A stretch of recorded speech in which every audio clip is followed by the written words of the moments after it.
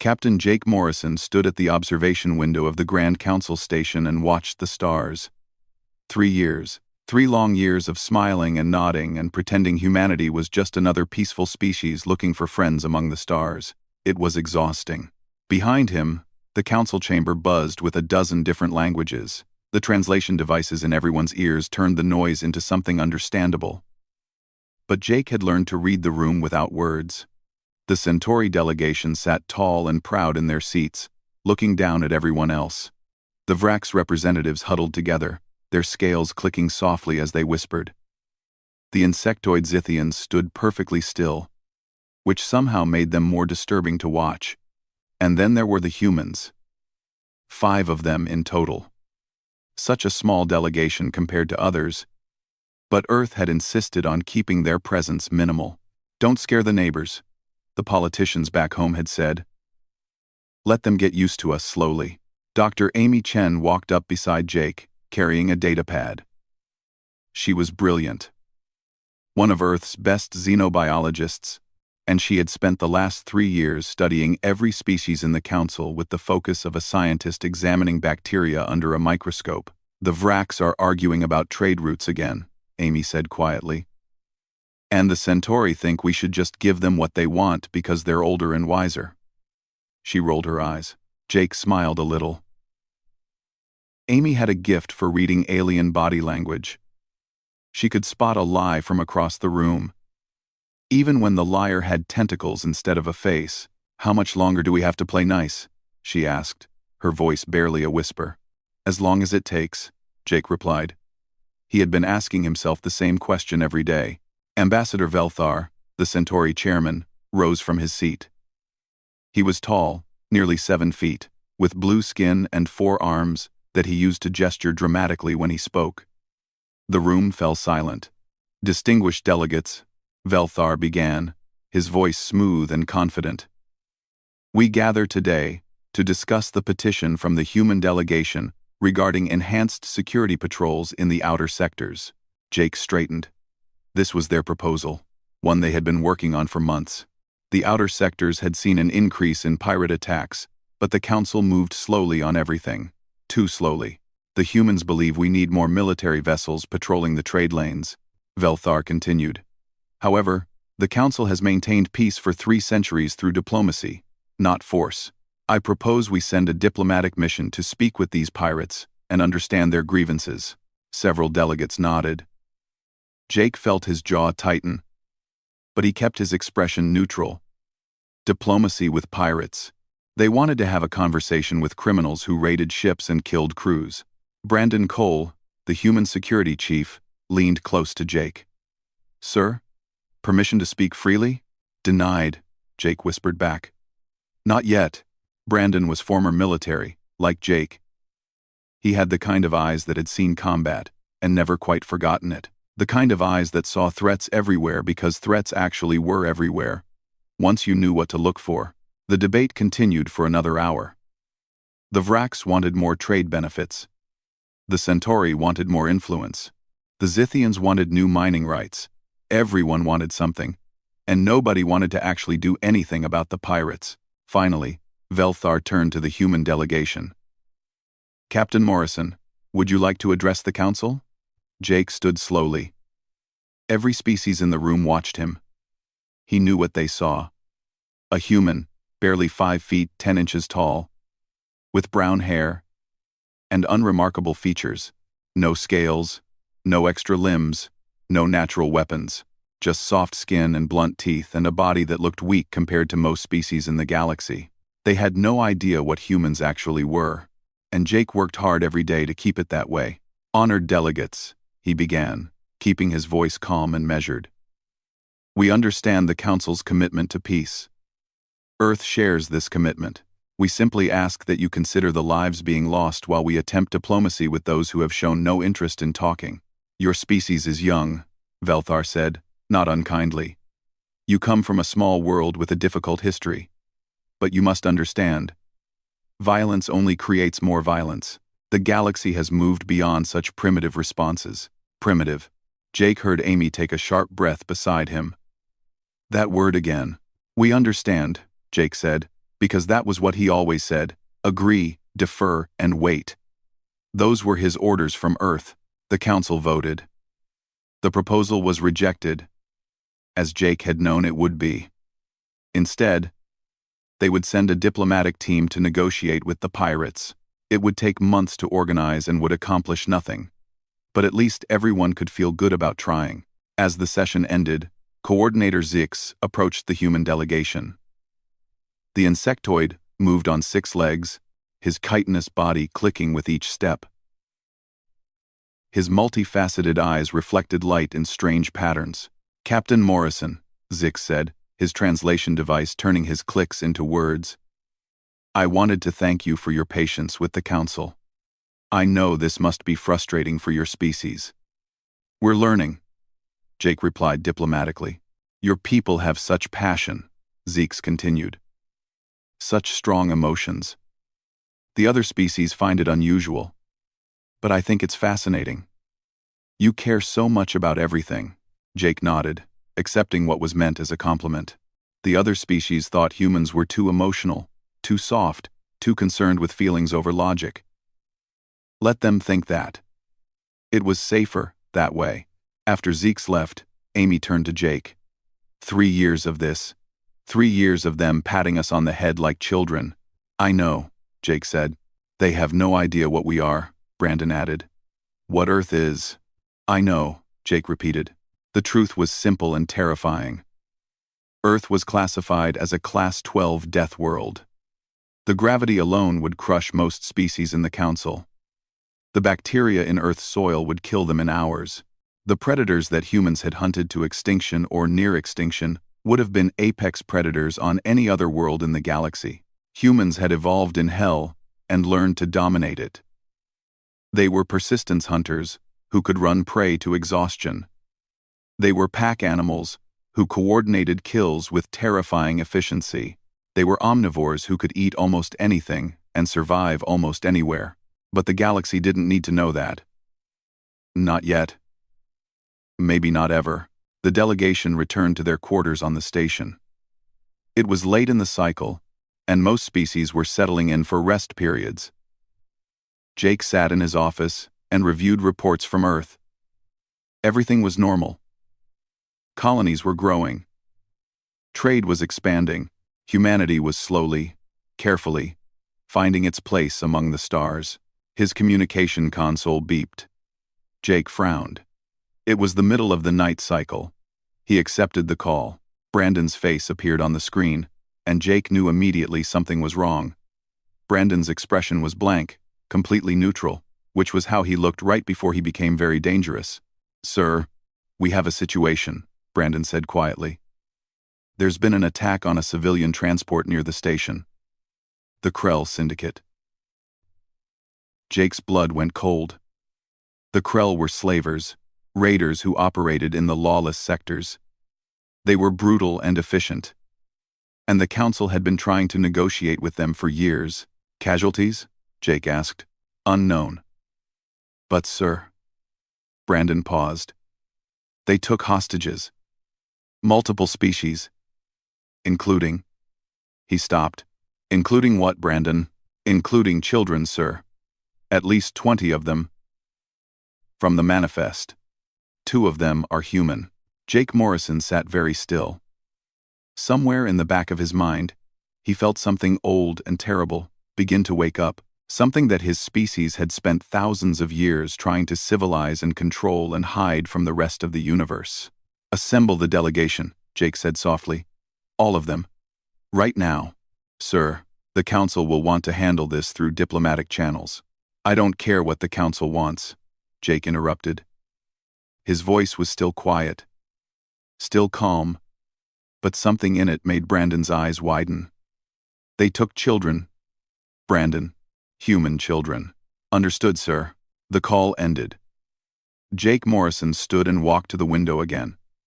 Somewhere out there, in the dark, someone had made a terrible mistake. They had taken human children. They had activated millions of years of evolution, of protective instinct, of predator response. The galaxy was about to learn what humanity actually was, and Jake wasn't sure if he should warn them or just let them find out. The emergency council session convened within the hour. Every delegate was present, many of them looking confused and irritated at being woken in the middle of the night cycle. The chamber lights were bright, almost harsh, and the usual diplomatic pleasantries were absent.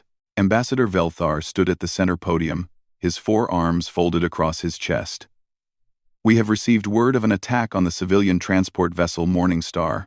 The Krell Syndicate has claimed responsibility and has taken hostages." Murmurs filled the chamber. The Vrax delegates hissed among themselves. The Zithians remained motionless, but their antennae twitched rapidly. Jake Morrison sat in the human section and said nothing. Beside him, Amy was equally silent. Brandon stood behind them, his hands clasped loosely behind his back, his eyes tracking every movement in the room. "How many hostages?" asked Delegate Kryn, a Vrax with dark green scales. 23 confirmed, Velthar replied. "Children from 6 different species. The Krell are demanding the release of their captured members from our detention facilities and safe passage out of Council space." "Unacceptable," Kryn said immediately. "We cannot negotiate with terrorists. We must try diplomacy first," another delegate argued. "Violence will only escalate the situation." Jake felt something twist in his chest. He looked down at his hands. They appeared steady, but he could feel his heart rate increasing. Beside him, Amy had gone very still, her breathing slow and controlled. "The Morning Star's last known position was 3 hours from our location," Velthar continued. "The Krell ship is moving toward the outer rim. We have time to assemble a diplomatic team and—" "No," the word came from Jake, quiet but clear in the sudden silence. Every head in the chamber turned toward him. Velthar's expression showed surprise and mild annoyance. "Captain Morrison, you are out of order. The council is—" "2 of those children are human," Jake said. He stood slowly, and something in the way he moved made several nearby delegates shift uncomfortably in their seats. "I need to make that very clear. 2 human children are on that ship." "Yes, we are aware," Velthar said, his tone patient but condescending. "All the children matter equally, Captain. We will do everything in our power to resolve this peacefully." "How long will that take?" Amy asked. Her voice was soft, almost gentle, but there was something underneath it that Jake recognized. Something cold. "These matters require careful consideration," Velthar explained. "We must assemble the right team, establish communication protocols, verify the Krell's demands." "Days," Jake interrupted. "You're talking about days. Maybe weeks. If that is what it takes to ensure everyone's safety, then yes." Jake looked at Velthar for a long moment. The Centauri was tall and proud, and absolutely certain he was right. He had centuries of diplomatic experience. He had maintained peace through countless crises. He believed, truly believed, that talking was always the answer. He had no idea what he was dealing with. "You have 1 hour," Jake said quietly. The chamber erupted. Delegates shouted in a dozen languages, their translation devices struggling to keep up. "You dare to give the council an ultimatum?" Velthar's voice rose above the chaos. "Your species has been part of this body for barely 3 years. You do not dictate terms to—" "1 hour," Jake repeated. His voice didn't rise. It didn't need to. 1 hour to launch a rescue operation. After that, we handle it ourselves. You have no authority to— "We don't need authority." This time it was Brandon who spoke. The security chief stepped forward, and several delegates actually flinched. "We need a ship and coordinates. We'll take it from there." Velthar drew himself up to his full height. "Captain Morrison, I understand your emotions are clouding your judgment. Your species is known for its passionate responses, but don't." Jake's voice dropped even lower, and the word cut through the room like a blade.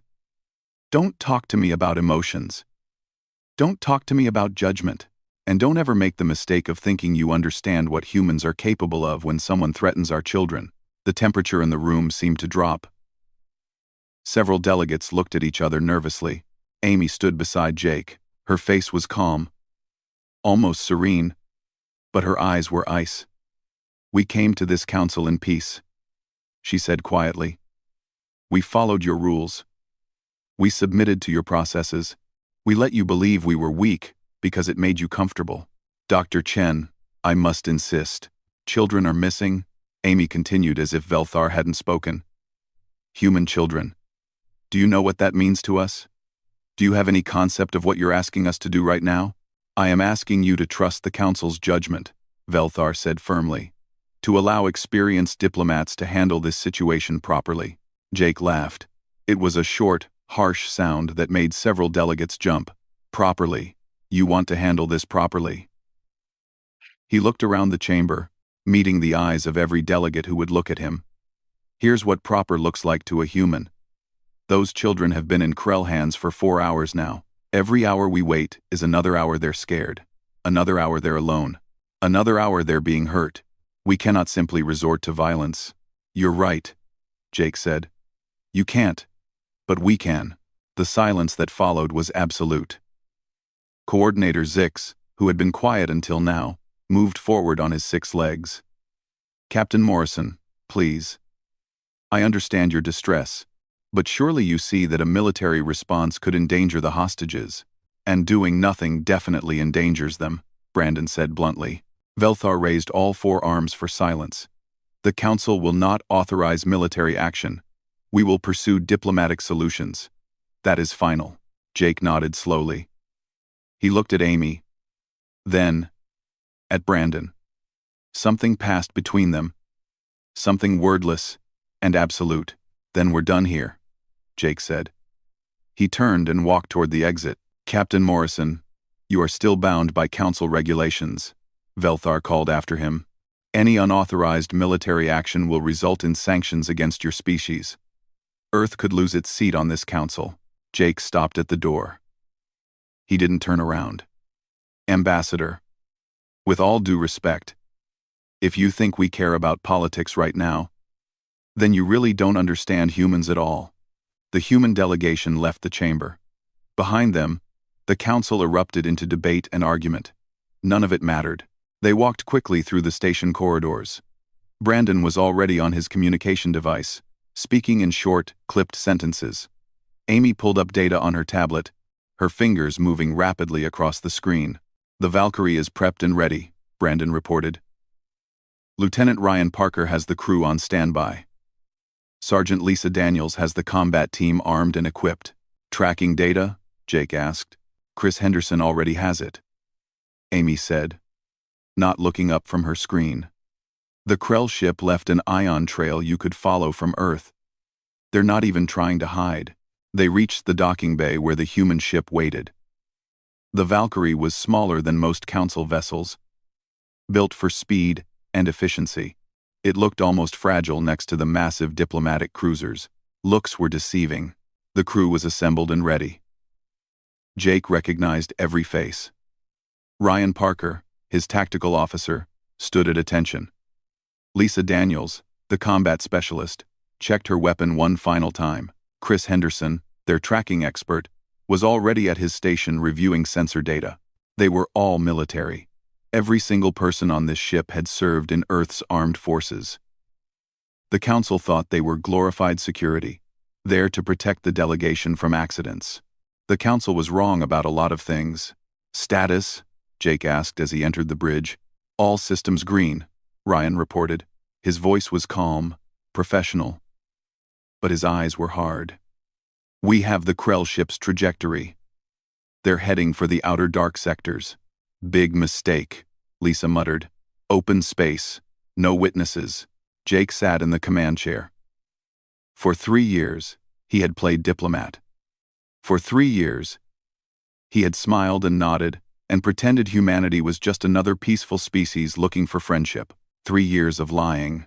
Take us out, he ordered. Maximum burn. The Valkyrie disengaged from the station and accelerated into open space. Behind them, alarms started going off. The station's control center was probably trying to contact them. Probably threatening them with sanctions and consequences. Jake ignored it all. Contact from the Council, Ryan reported. Ambassador Velthar demanding we return immediately. Remind him we're outside Council jurisdiction now, Jake said calmly. We're private citizens on a private vessel. Tell him we'll see him when we're done. Jake. Amy was standing at the sensor station, working alongside Chris. I'm analyzing the Krell ship's composition. Their hull is reinforced steel alloy, common for that class. Weak points are the engine housings and the docking mechanisms. How many crew? Jake asked. Estimated 40 to 50, Chris answered. Standard raiding party. They're not expecting resistance. They should have, Brandon said quietly. The ship flew through space, eating up the distance between them and their target. Jake sat in silence, his mind already working through tactical scenarios. The Krell were fighters, brutal and experienced. They had terrorized the outer sectors for decades. They had never fought humans before. Sir, Ryan said softly, once we do this, there's no going back. The Council will never trust us again. I know, Jake replied. Earth might disavow us. We could lose everything we've built over the past 3 years. I know, Ryan nodded. Just wanted to make sure you understood what we're giving up. Jake looked at his tactical officer. Ryan, they took children. Human children. There's nothing to understand. There's just what we do next. Around the bridge, every crew member nodded. Not a single person objected. Not a single person suggested they turn back, because they were human. And humans protected their young. It was written in their DNA, carved into their bones, burned into every instinct that had kept their species alive through millennia of evolution. Target in range in 30 minutes, Chris announced. Jake leaned back in his chair. Somewhere on that Krell ship, 2 human children were scared and alone. Somewhere in the galaxy, people were about to learn a hard lesson about what happened when you threatened a predator's young. The Council wanted diplomacy. They wanted patience. They wanted to talk and negotiate and find peaceful solutions.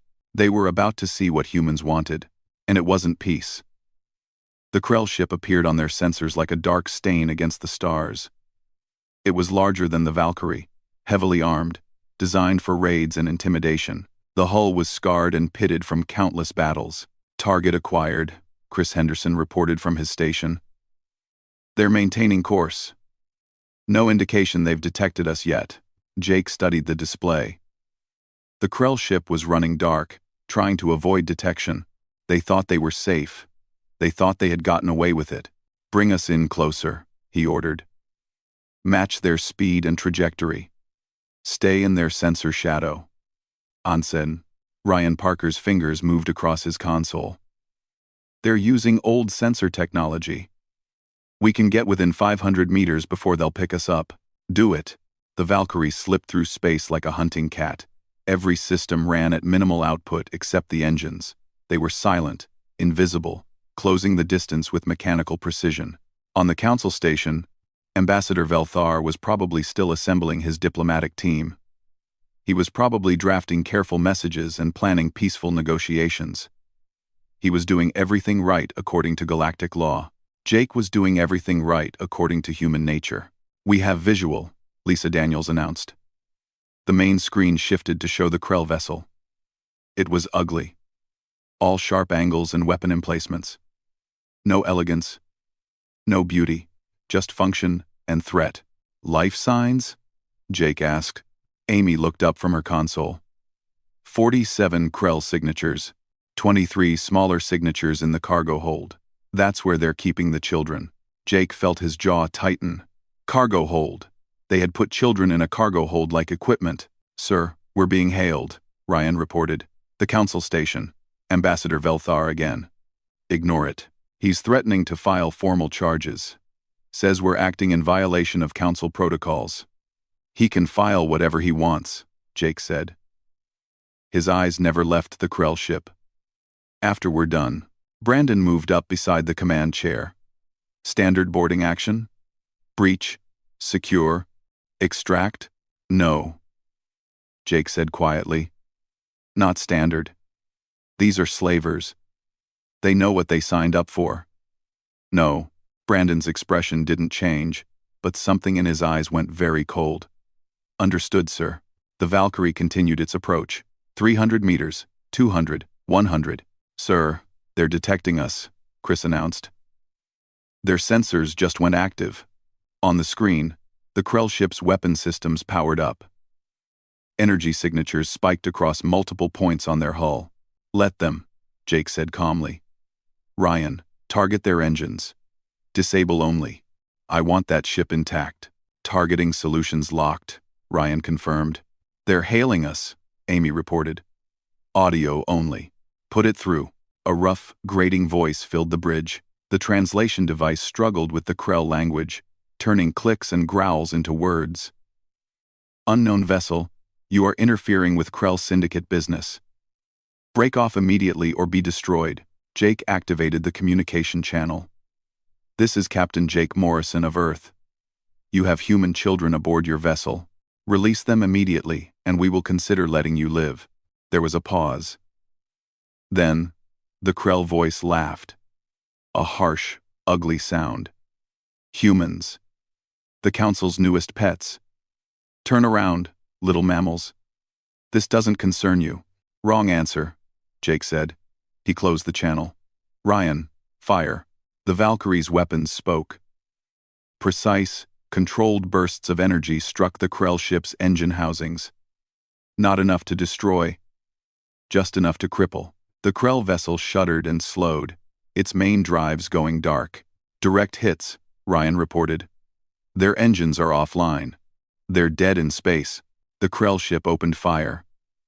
Energy bolts and projectile rounds filled the space between the vessels. The Valkyrie's shields absorbed the impacts, barely registering the damage.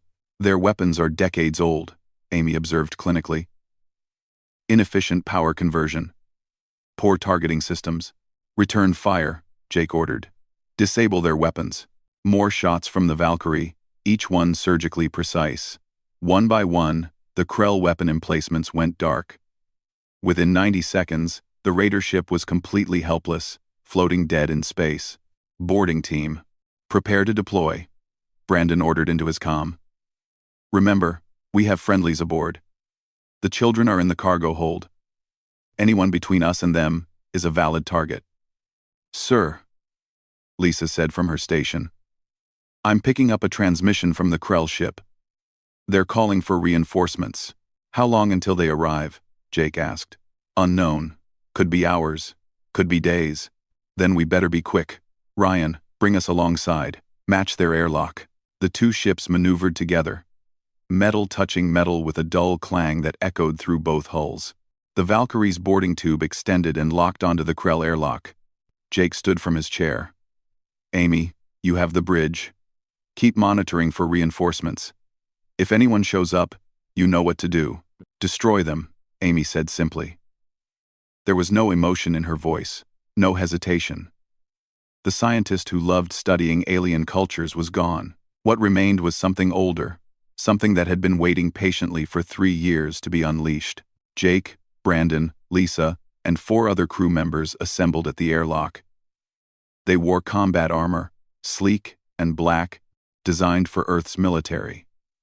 Each person carried weapons that the Council had never seen before, because humans had been very careful about what technology they shared. Rules of engagement, Jake said quietly. Anyone armed is a combatant. Anyone who surrenders is a prisoner. Anyone who threatens the children dies. Clear? Clear, sir, the team responded as one. Then let's go get our kids. The airlock cycled open. Beyond it was the Krell ship's interior, dark and smelling of oil, and something organic that made Jake's nose wrinkle. Emergency lights cast everything in a red glow. The boarding team moved in. They moved like water, flowing through the corridors in a pattern that looked almost choreographed. Take a corner, clear a room, advance. Repeat. No wasted movement, no hesitation. The first Krell they encountered died before he could raise his weapon. Lisa's shot took him in the center mass, and he dropped without a sound.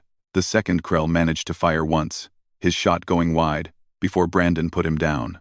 Contact front, someone called out. More Krell. A group of 5. Running toward them down the corridor. They were big, nearly 7 feet tall, with thick armor and heavy weapons. The humans dropped them in 3 seconds.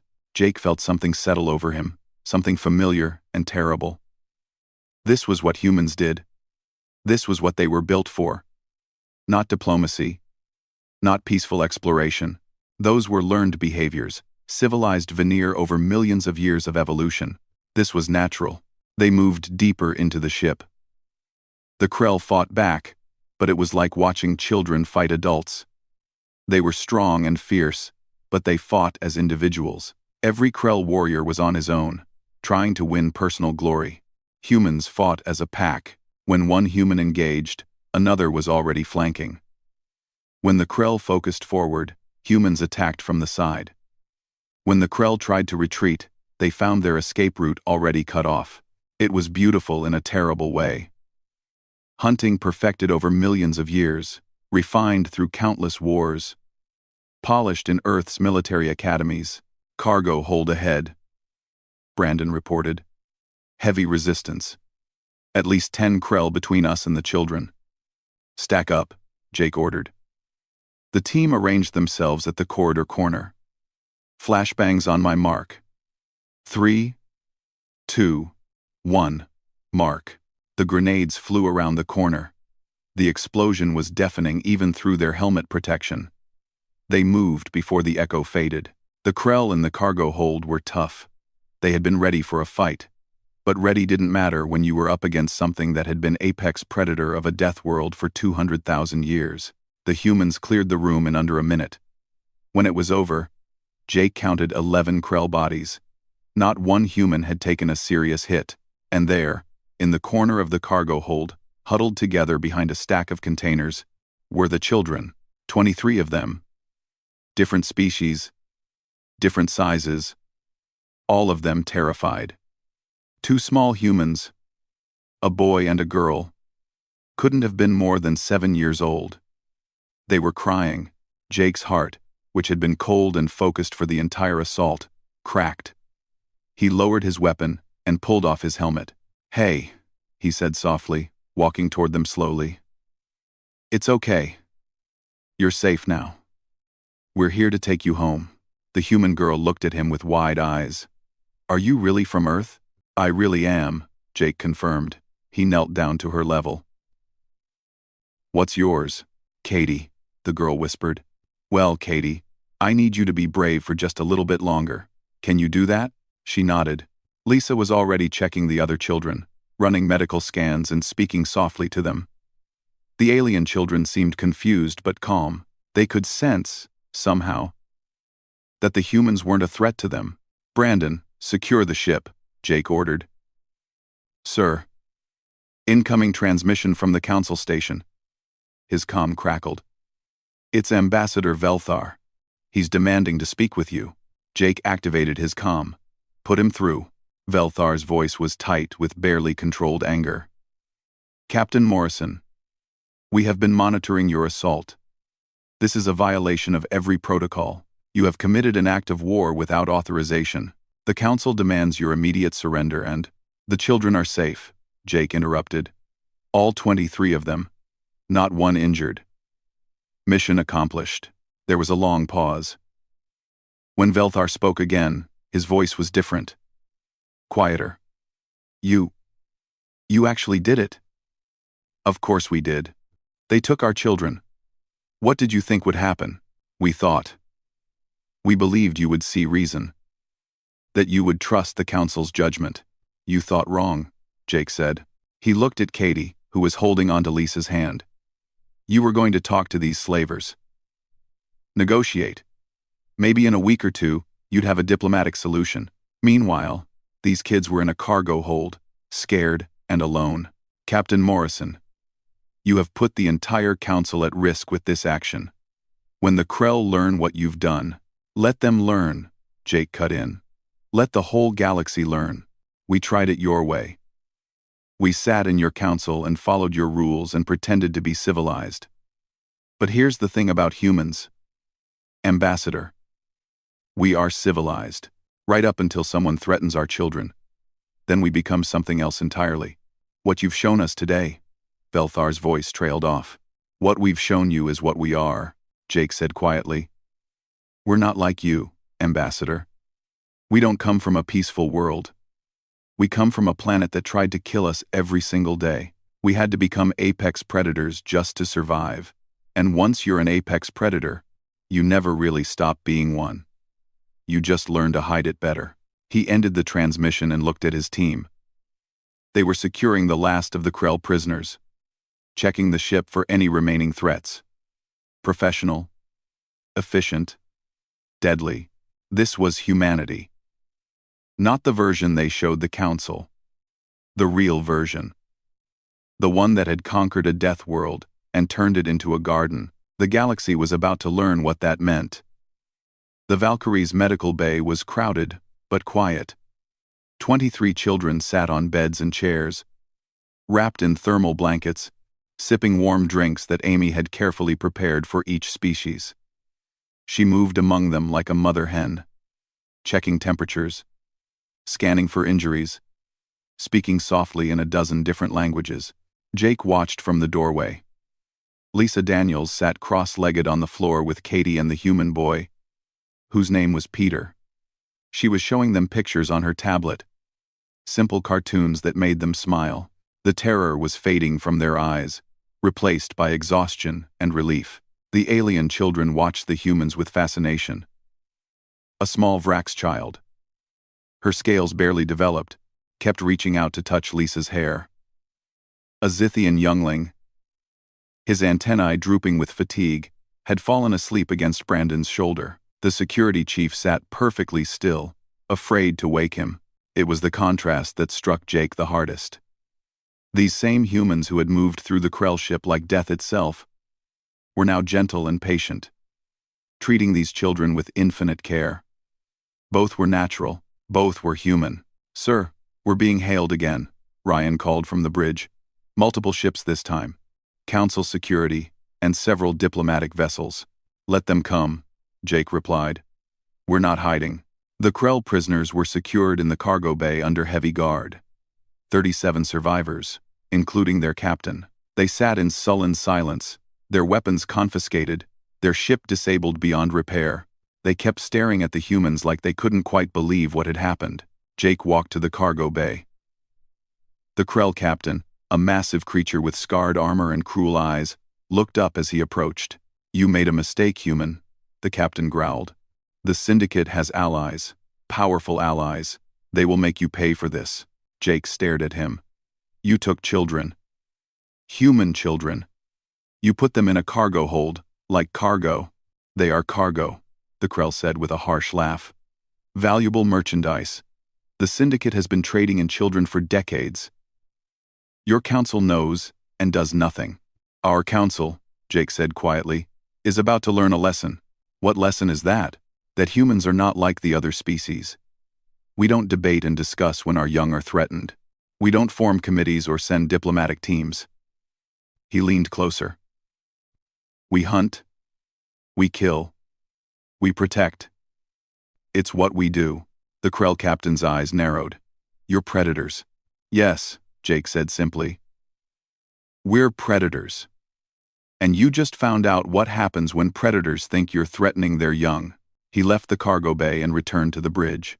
Through the view screen, he could see ships approaching, council security vessels, their lights flashing, their weapons powered up but not targeting. They were scared, Jake realized, not sure what to do with humans who had just violated every rule they held sacred.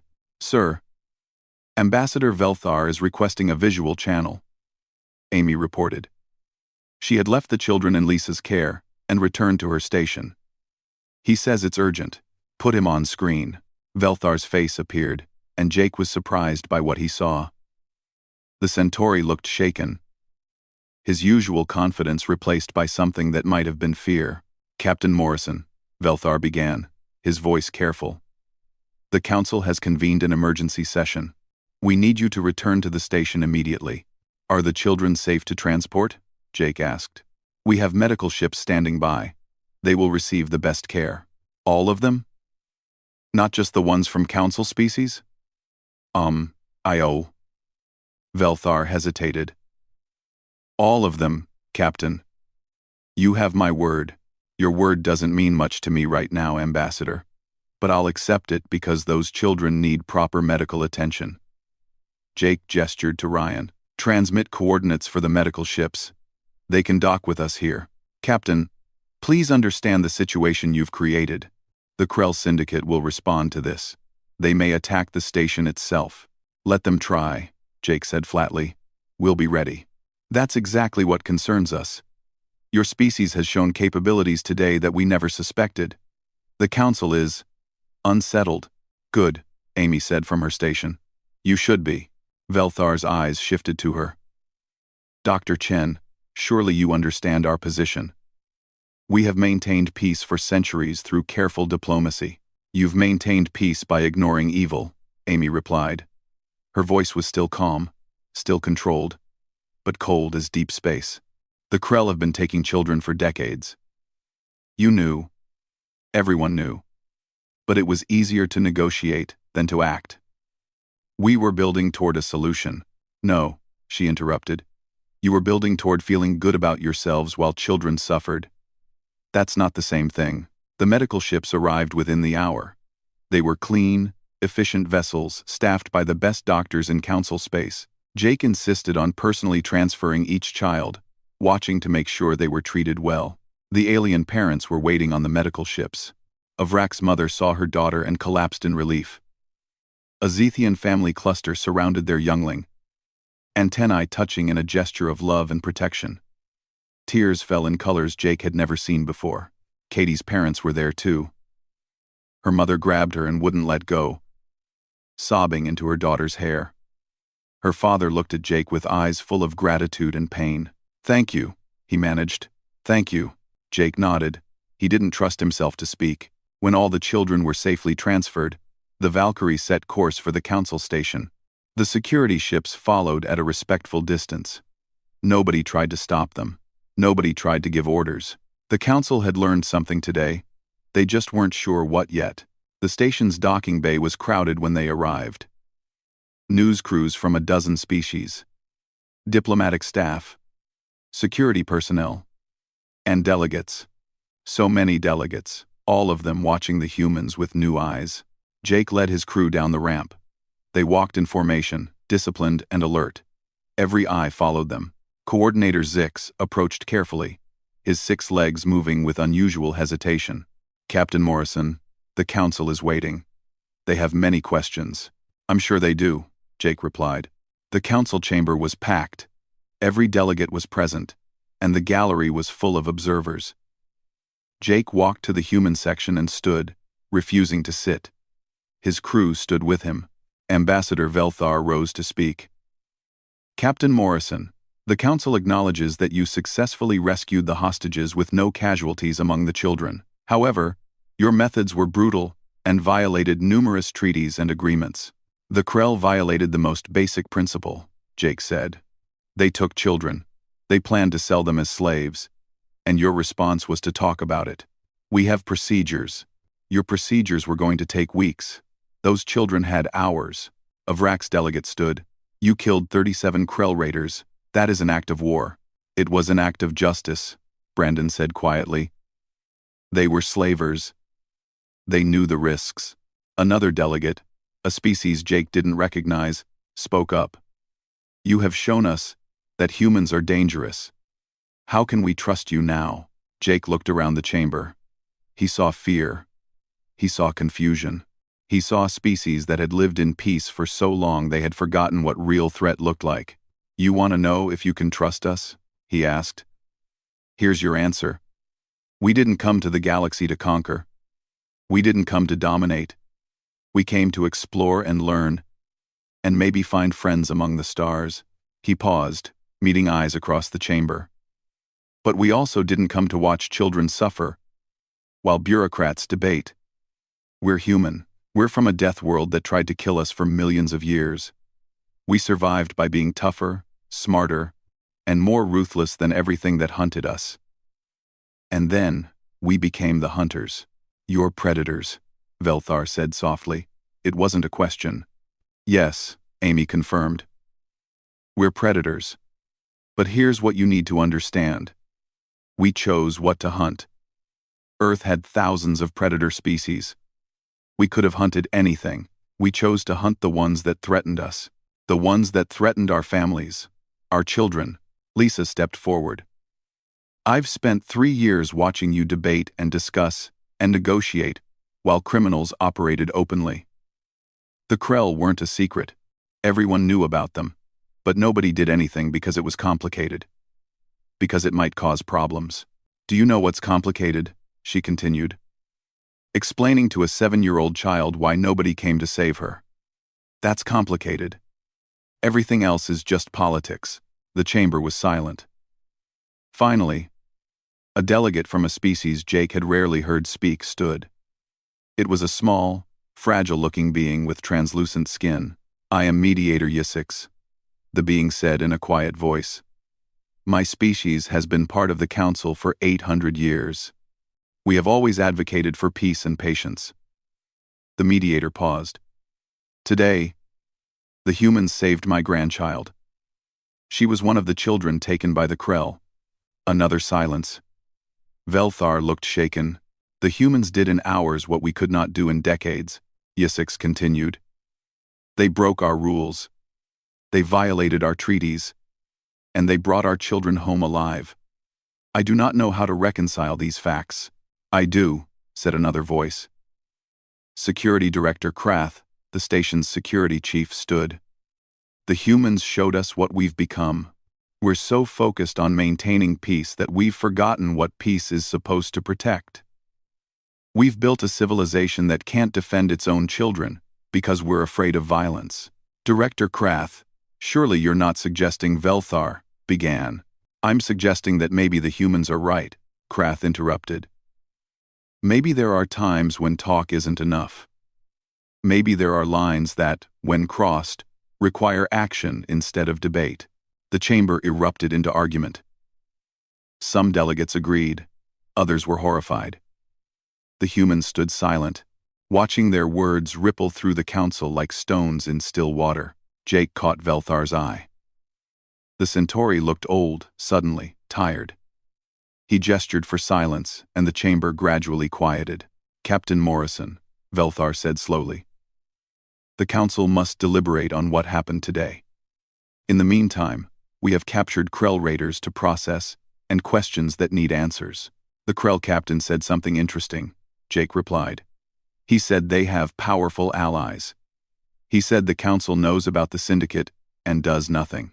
That is, complicated. There's that word again, Amy said. Complicated. Here's what's not complicated.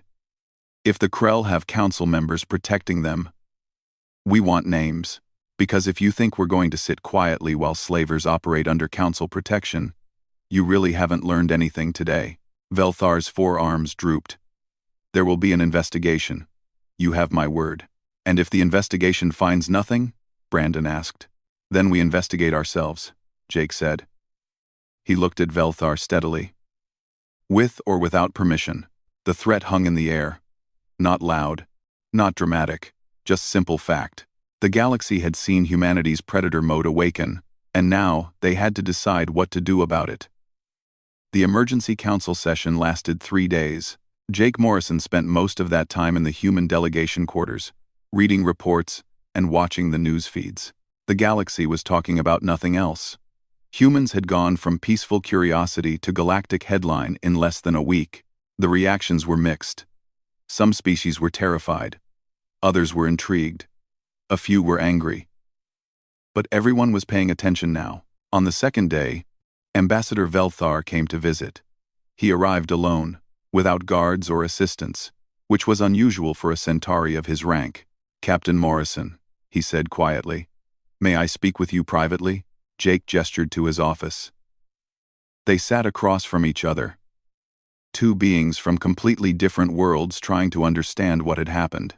I have been researching Earth, Velthar began. I should have done this years ago. But I was arrogant. I thought I understood your species, and now? Jake asked. Now I am terrified. Velthar's forearms were still, his expression serious. Do you know what the xenobiologists found when they analyzed Earth's classification? Your world scores 12 on the Death World Index. 12. No council species comes from anything above a 4. We know what Earth is, Jake said. I don't think you do. Not really. Let me tell you what I learned. Velthar pulled up a datapad. Your gravity is 3 times what my species considers normal. Your atmosphere contains oxygen at levels that would be toxic to most species. Your oceans are filled with creatures that could destroy our largest ships. Your land hosts predators that hunt in packs with intelligence approaching sentience. Jake listened silently. And then there are the diseases, Velthar continued. The bacteria, the viruses, the parasites. Your immune system fights a war every single day just to keep you alive. Most council species would die within hours on Earth's surface. We evolved there, Jake said simply. It's home. That's what I'm trying to explain. You evolved in hell.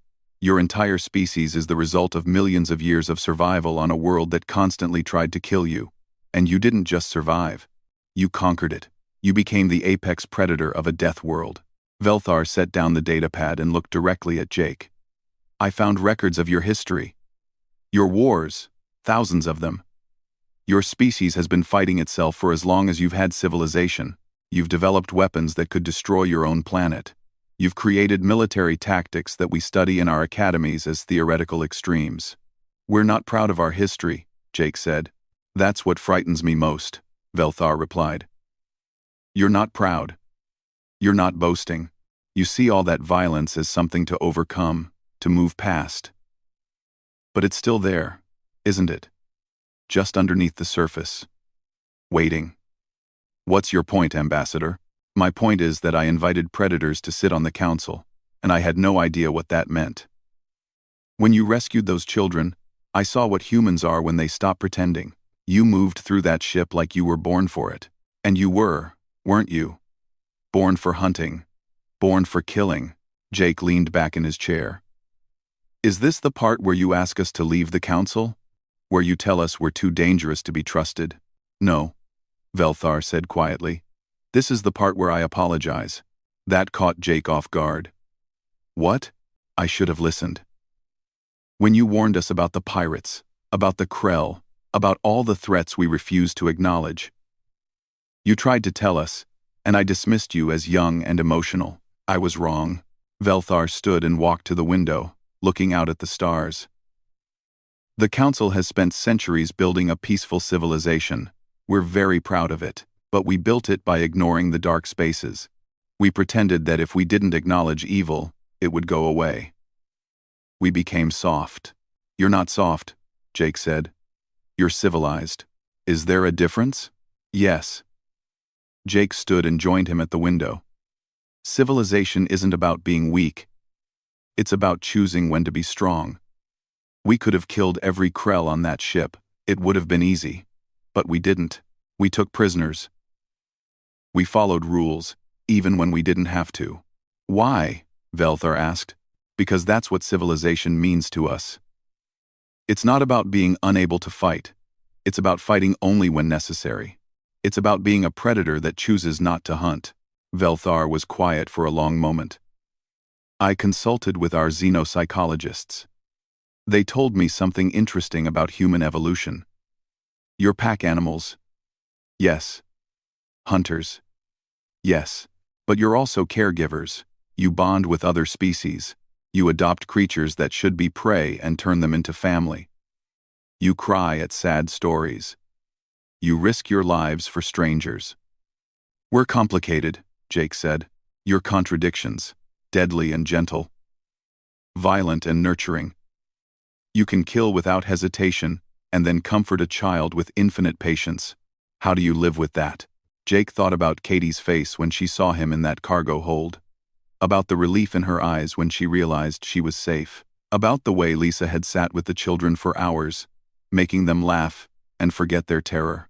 We live with it because both things are true, he said finally. We're predators. We evolved to hunt and kill and survive. But we're also human. We chose to use that hunting instinct to protect instead of destroy, to hunt the hunters instead of the innocent. And if someone threatens your young, then they learn what happens when you wake up a sleeping predator. The next day, The council reconvened. The chamber was tense. Every delegate knew this session would determine humanity's future among the stars. Security Director Krath presented his findings first. Our investigation into the Krell Syndicate has revealed disturbing information. 3 council delegates have been receiving payments from Krell operations. 2 more have been actively blocking anti-trafficking legislation. The chamber erupted. Delegates shouted. Accusations flew. Velthar called for order repeatedly. This council has failed in its most basic duty, Krath continued when silence finally fell. We allowed children to be taken because it was politically convenient. Because investigating would have been complicated. Because acting would have required us to be uncomfortable. He turned to look at the human delegation. The humans showed us what we should have been doing all along. They didn't wait for permission. They didn't form committees. They saw children in danger, and they acted. By breaking every law we have, a delegate objected. By doing what was right, Mediator Yisix replied quietly. The small being stood, translucent skin shimmering. My grandchild is alive because humans didn't respect our laws. I struggle with this. I have devoted my life to the legal framework of this council, but I cannot argue with results. Another delegate stood. If we allow this, we set a precedent. Every species will think they can ignore council authority whenever they disagree with our decisions. Good, Amy said. She had been silent until now, but her voice cut through the debate. Maybe you should be questioned. Maybe your decisions should be challenged. You've been making them in comfortable rooms while children suffered. Maybe that needs to change. Brandon stepped forward. We're not asking for permission to violate your laws whenever we feel like it. We're asking you to remember what laws are supposed to protect. Not your political careers, not your comfortable peace. People, especially the vulnerable, especially children. The humans speak with wisdom, said a delegate Jake had never heard before. It was a tall being covered in crystalline formations. My species has been silent in this council for too long. We have watched injustice and said nothing because we feared conflict. The humans have shown us that silence in the face of evil is not peace. It is cowardice. More delegates stood. Some in agreement. Some in opposition. But all engaged. All paying attention. In a way they hadn't been before. Velthar raised his forearms for silence. The council must make a decision. Do we sanction humanity for their actions, or do we acknowledge that perhaps our methods need revision? Council Speaker Drath, an elder being who rarely spoke, rose slowly. I have served this council for 300 years. I have seen peace maintained through careful negotiation and patient diplomacy. It has worked. We have prospered. He paused, letting the silence stretch. But prosperity built on the suffering of children is not prosperity. It is shame. The humans violated our protocols. They broke our rules. And in doing so, they held up a mirror to what we have become. What are you suggesting, Speaker? Velthar asked. I suggest we stop debating and start learning. The humans offer us something we have lost. The will to act. The courage to face threats directly. Perhaps we need both approaches, our diplomacy and their action. A hybrid approach? Another delegate asked. Why not? Drath replied. We invited humans to this council to add their perspective. Let us actually listen to it. The vote took hours. In the end, the council decided not to sanction the human delegation. Instead, they voted to form a new task force dedicated to combating trafficking and slavery. The task force would be led by humans, but include members from across the council species. More importantly, the rules of engagement would be revised. Diplomatic solutions would still be preferred. But in cases of immediate danger, particularly involving children, rapid response would be authorized. It wasn't perfect. It wasn't everything Jake had hoped for. But it was change. After the session, delegates approached the human section. Some to thank them, some to ask questions, some just to look at the predators up close. Mediator Yisix came with her grandchild, the small being holding tightly to her guardian's hand. I wanted you to meet the people who saved you, Yisik said softly to the child. The youngling looked at Jake with large, luminous eyes. Then, slowly, she reached out and touched his hand. It was a gesture of trust, of gratitude. Jake knelt down to her level. You're very brave, he said gently. The scary humans saved me, the child said. We're only scary to bad people, Lisa told her, coming over to join them. To good people, we're friends. The child smiled and hugged Lisa's leg before returning to her guardian. Watching them go, Amy came to stand beside Jake. Do you think this will change anything? Really? I don't know, Jake admitted. But at least they're not ignoring the problem anymore. Because they're afraid of us now. Maybe. But fear isn't the worst foundation for respect. As long as they remember why we did what we did. Over the next weeks, the task force took shape. Humans trained other species in rapid response tactics. Council members learned to recognize trafficking patterns. Ships were equipped and crews were assembled. The Krell Syndicate made one attempt at retaliation. They sent raiders to attack a human colony on the Outer Rim. The raiders didn't survive to report back. Word spread quickly through the criminal networks. Don't touch humans. Don't touch human children. The predators protect their own. Other species began requesting human security advisors. Human methods were studied and adapted. The galaxy learned that civilization didn't require weakness, only the wisdom to know when strength was necessary. 6 months after the rescue, Jake stood in the council chamber again. This time, the session was calmer. The task force was reporting its first major success. 20 ships disabled, 300 captives freed, multiple trafficking networks dismantled. Velthar presented the report with obvious pride. The combined approach has proven effective. Diplomacy where possible, action where necessary. The humans have taught us much. The sense peasant contide. After the session, Velthar approached Jake privately. You changed everything, the ambassador said. Whether for better or worse, I still don't know. Ask those 300 freed captives, Jake suggested. I have. They all say the same thing. Thank the humans. The scary humans who saved them. Velthar smiled a little. You know what I've realized? The galaxy needed predators. We just needed predators who hunt the right prey. We're not trying to change the council, Jake said. We're just trying to make it remember what it's supposed to protect. And if we forget again? Jake's smile was gentle, but his eyes were hard. Then we'll remind you. As many times as it takes. Velthar nodded slowly. I believe you will. And I think I'm grateful for that. Even if it terrifies me. That evening, Jake walked through the station's observation deck. Through the transparent walls, he could see Earth in the distance. A blue and green marble that had birthed a species of contradictions, predators and protectors, hunters and healers. Amy found him there. Thinking about home? Thinking about what we are, Jake replied. The council sees us as dangerous now. They're not wrong, but they also see us as necessary. Is that enough? It's a start. Amy stood beside him, looking at their distant home. We came to the stars to explore and learn, but we brought ourselves with us. All of ourselves, the good and the bad, the gentle and the deadly. Do you think we did the right thing? Jake asked. I know we did. Those children are home with their families because we acted. That's all that matters. Jake nodded.